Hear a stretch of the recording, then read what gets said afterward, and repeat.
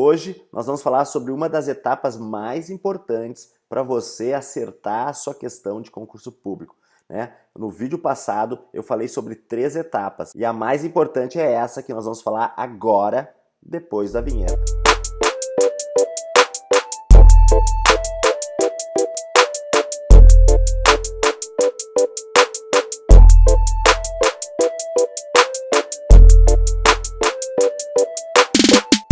Tudo bom, pessoal? Aqui é o professor Odilon, este é um canal voltado a aprender como estudar, como ter um estudo de verdadeira alta performance, como fazer com que esse estudo vá para o longo prazo.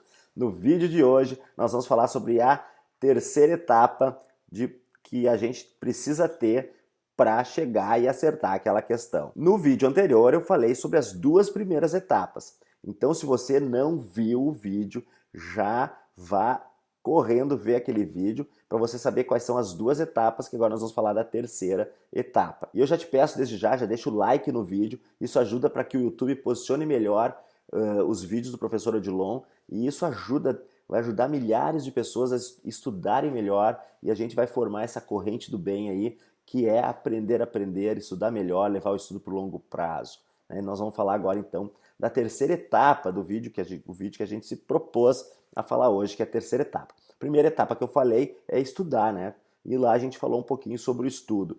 A segunda etapa que a gente comentou é sobre acessar o conteúdo, né? Então não adianta nada eu ter estudado a matéria, mas chegar na hora da prova eu não consegui acessar. Pô, estudei, mas não acessei, né? E eu dei o exemplo daquelas coisas que a gente estudou há mais tempo, né? Quantas vezes a gente vai fazer uma prova de concurso, aí chega na hora da prova a gente... eu me lembro disso, eu estudei essa questão, mas não acessa, não lembra, mas não lembra, né? Lembra do livro, às vezes, lembra das gravuras do livro, lembra se foi uma aula, lembra do professor, lembra de detalhes, até roupa que tu estava usando, mas não lembra aquele detalhezinho que o professor falou que ia te ajudar a resolver a questão. Então, além de estudar, eu preciso acessar aquele conteúdo.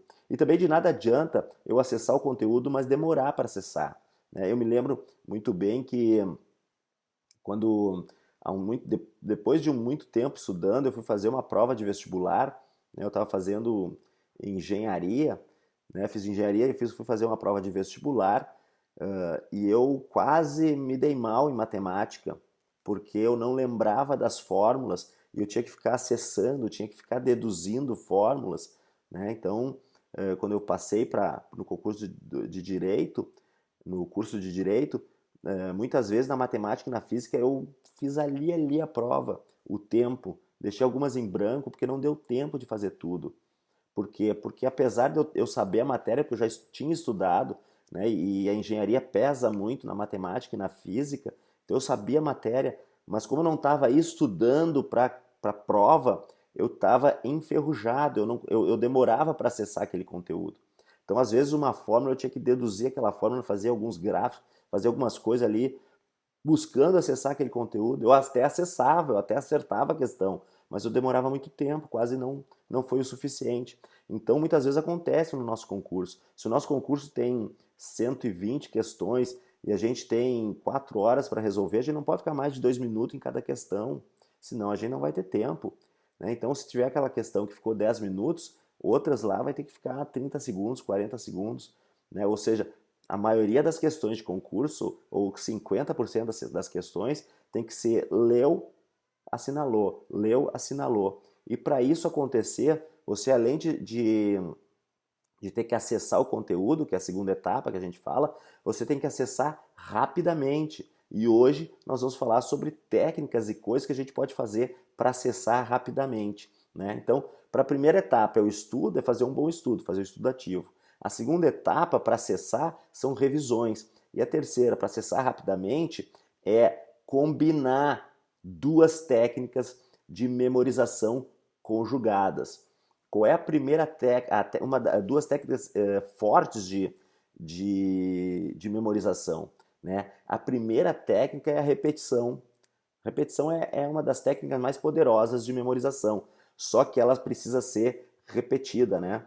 Então, por exemplo, casualmente, né, sempre, né, a lei de Murphy, quando eu estava viajando, eu esqueci, na verdade não esqueci, né? Eu tinha uma senha que eu usei durante vários anos, eu acho.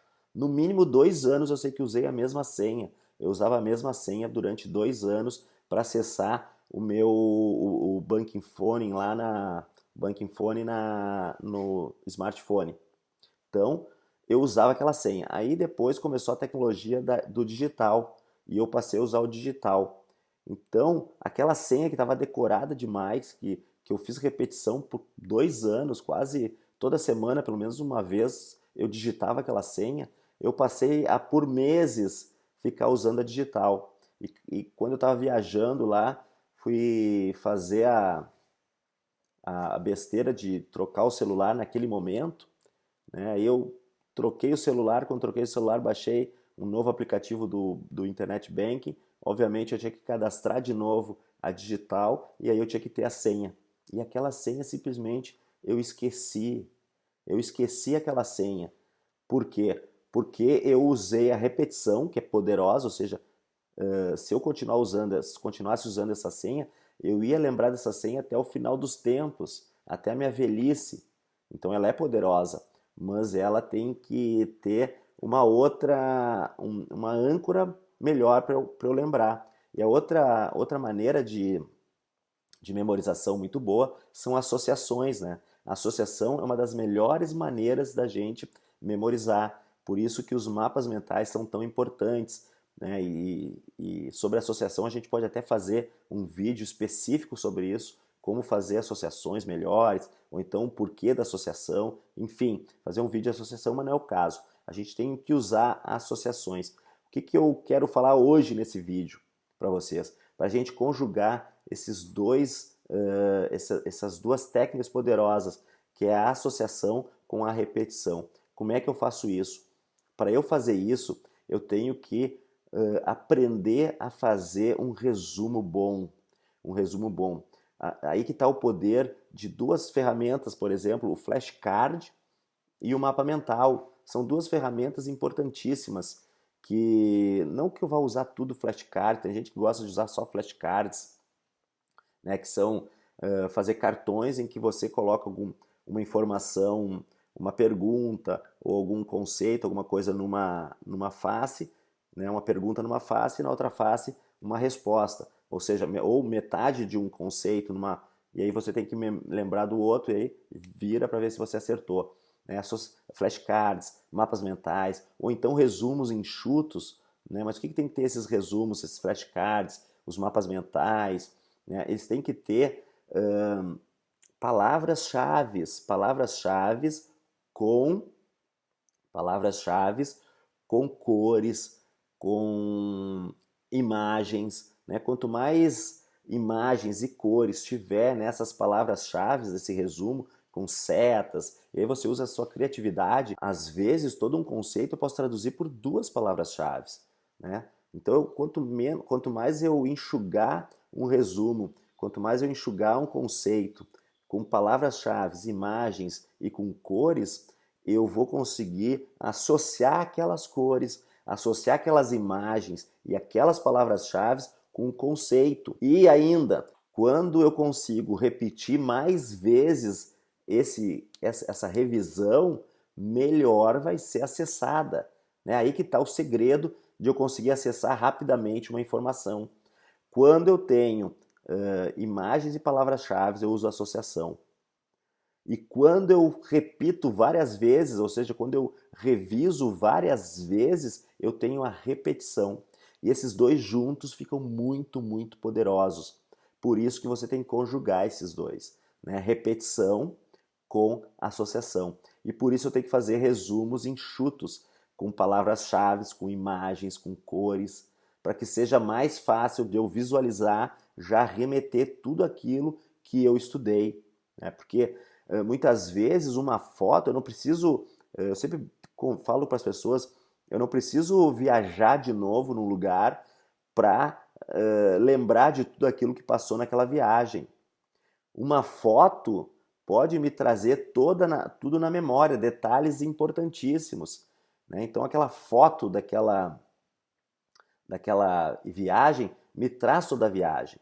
Às vezes um cheiro me traz toda uma série de acontecimentos, né? Quem nunca tem um cheiro que relembra alguma coisa, cheiro da chuva, da primeira chuva no asfalto, o cheiro de um café, o cheiro de uma comida característica aí, o cheiro de um perfume, ele leva a todo fatos. Então, aquilo são pequenas iscas que eu vou precisar para buscar rapidamente, né? Uma coisa é quando eu não uso esses recursos. Quando eu não uso esses recursos, eu fico fazendo que nem eu fiz na minha prova de matemática. Fico tentando buscar, né?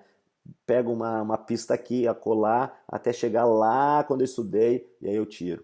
Agora, quando eu tenho esses recursos, palavra-chave, imagem, eu vou lá e peguei. Ah, isso foi lá. Ah, isso foi aquele mapa. Ah, isso aqui foi o flashcard, igual. Isso vem mais rápido na hora de resolver a prova, pode ter certeza.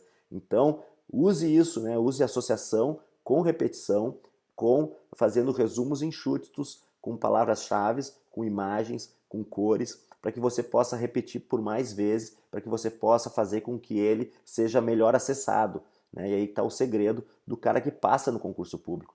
Quantas e quantas vezes eu já vi alunos que sabiam muito, só que não foram bem porque não tiveram tempo de fazer toda a prova.